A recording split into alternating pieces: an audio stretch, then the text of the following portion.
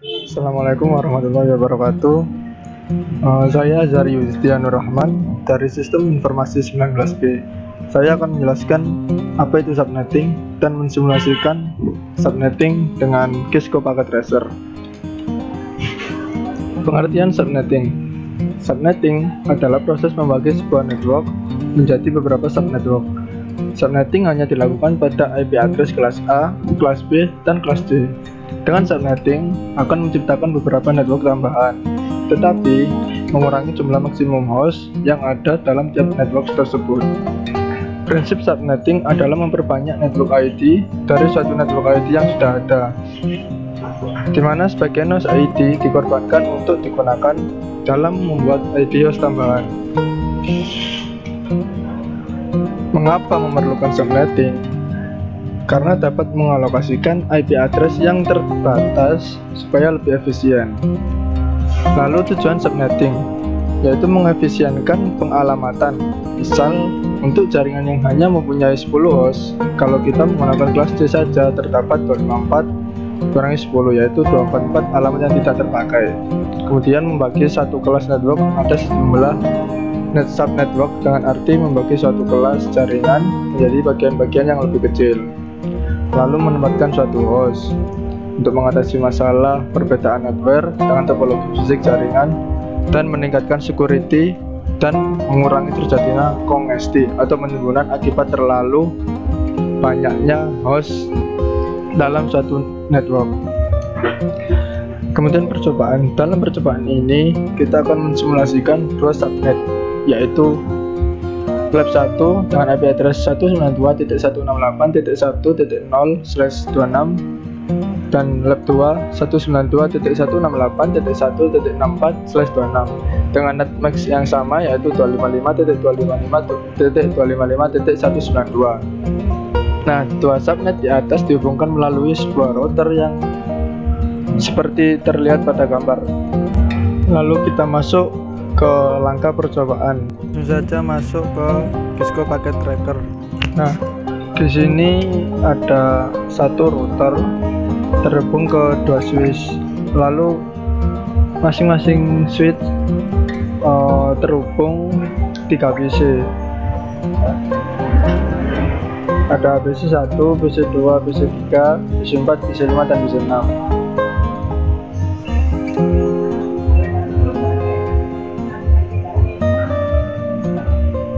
Di sini routernya sudah saya atur.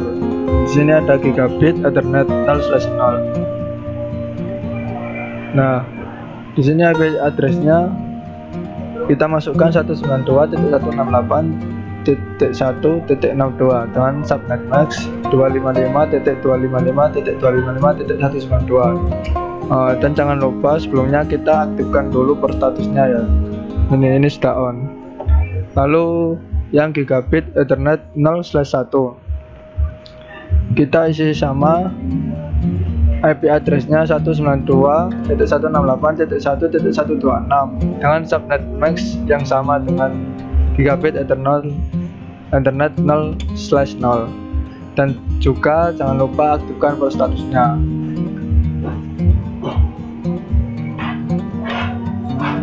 Lalu setiap PC saya sudah memasukkan IP addressnya masing-masing.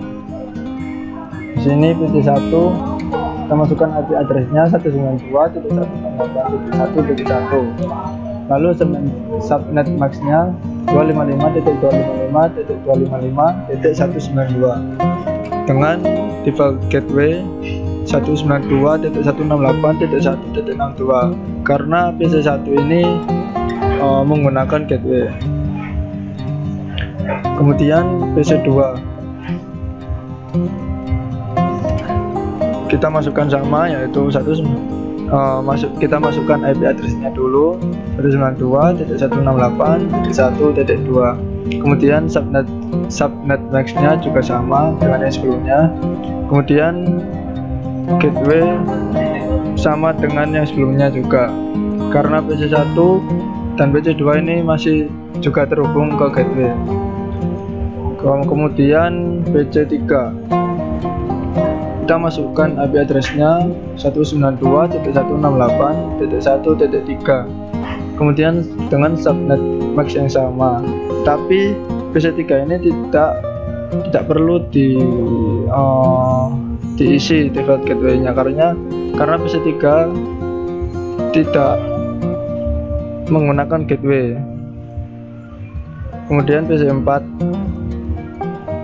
kita masukkan IP address-nya yaitu 192.168.1.65 karena network-nya tadi 64.64. Kemudian subnet MAC-nya 255.255.255.192 sama dengan PC-PC yang sebelumnya tadi, dengan default gateway 192.168.1.126. Kemudian PC5 juga sama, mengisi IP address-nya belakangnya 66 dan subnet MAC yang sama juga. Tapi PC5 ini tidak terhubung gateway, jadi tidak perlu diisi default gateway-nya. Kemudian PC6 juga sama, mengisi IP address 192.168.1.67 dengan subnet MAC yang sama dan tidak terhubung ke gateway, jadi tidak perlu diisi default gateway-nya. Kemudian kita coba untuk mensimulasikan. Nah, pertama kirim paket dari PC1 ke PC3. Sebelumnya kita mode simulasi dulu, dan jangan lupa edit filternya seperti ini, hanya ICMP-nya saja yang di checklist. Kita kirim PDU dari PC1 ke PC3, lalu kita jalankan.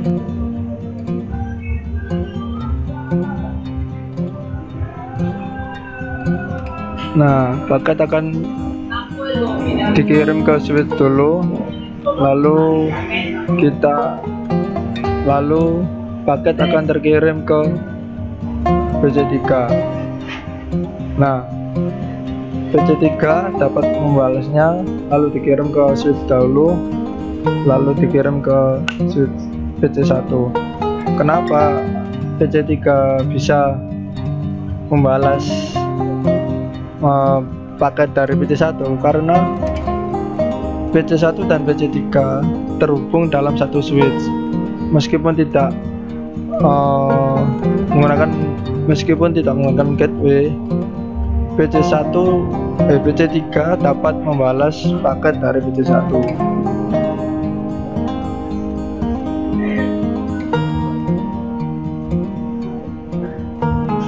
Kemudian kirimkan paket dari PC1 ke PC4.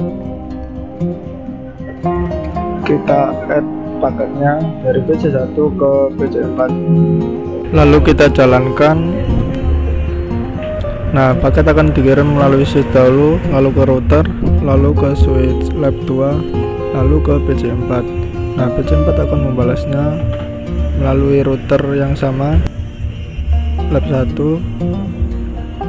Nah, paket akan terkirim kembali ke PC1. Tambahkan paket dari PC2 ke PC5, kemudian kita jalankan. Paket akan dikirim melalui switch, lalu ke router, lalu dikirimkan melalui switch lab 2, lalu ke PC5. Nah, di sini PC5 tidak dapat membalas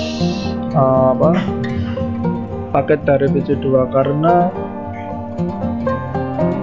PC5 ini tidak menggunakan gateway, jadi tidak dapat membalas paket dari PC2. Kemudian kirimkan paket dari PC3 ke PC6, PC3 ke PC6. Kita jalankan. Nah, di sini pengiriman paket gagal karena PC3 dan PC6 tidak terhubung ke gateway.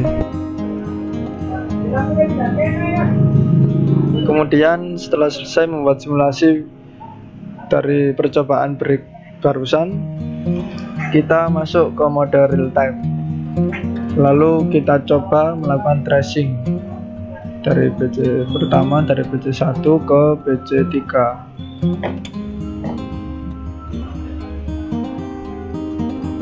Dari PC1,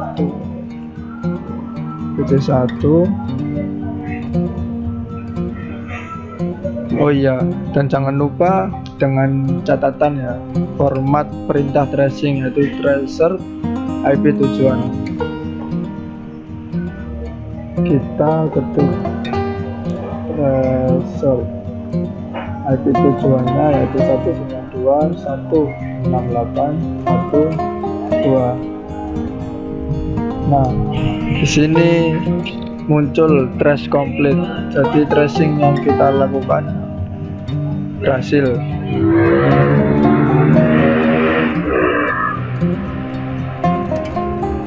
Lalu tracing pada dari PC1 ke PC4.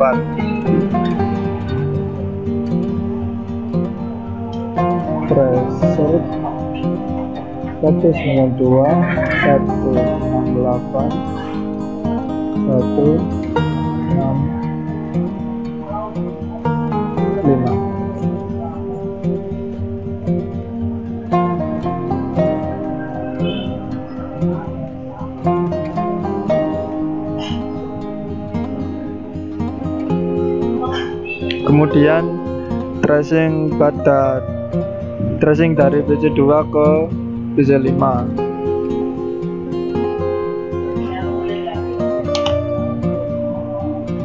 Tracer 192.168.166. Nah, di sini tracing tidak berhasil karena PC5 tidak terhubung ke gateway. Nah, ini request timeout. Jadi PC5 tidak dapat membalas dari PC2. Kemudian tracing PC3 ke PC6.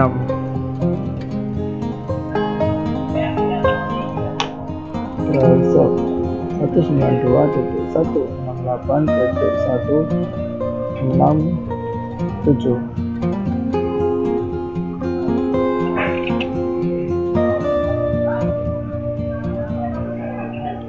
Nah, di sini dari awal sudah tidak dapat berjalan tracingnya karena dua-duanya dari PC tersebut tidak terhubung ke gateway.